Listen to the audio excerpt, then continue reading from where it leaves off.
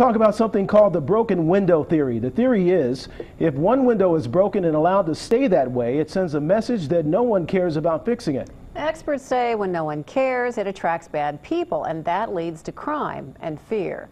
Now, this story is about a broken street and how one couple is changing it one building at a time. Local 12's Deborah Dixon takes us to the old drug alley.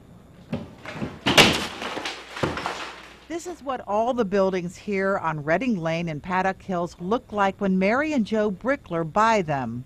We've had 3 30-yard dumpsters just to remove the trash debris, whether it be plaster, couches, chairs, mattresses, old furniture that the previous tenants left here. It's pretty much a mess. When the Bricklers first started buying up 4 families here, they couldn't believe how cheap they were. The first one cost $25,000.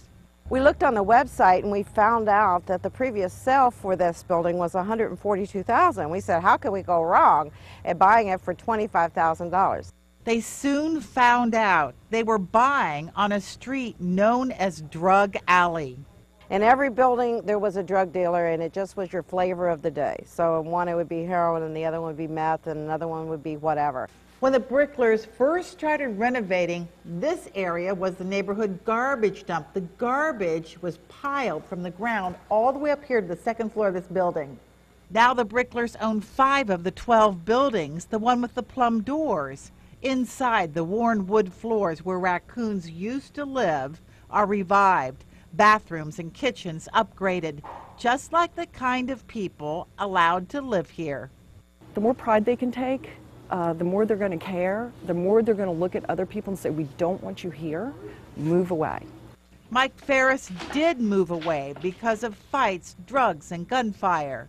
People care about where they live at. You don't have hardly any police calls down here anymore. Reading Lane was the broken window theory. No one cared enough to fix anything up, so garbage piled up and bad people felt comfortable.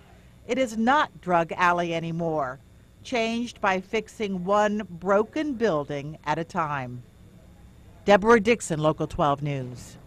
And a dozen of those new residents attended the Paddock Hills National Night Out for the very first time this year. Tomorrow, they're invited to a family Halloween party at the Avon Woods Nature Center.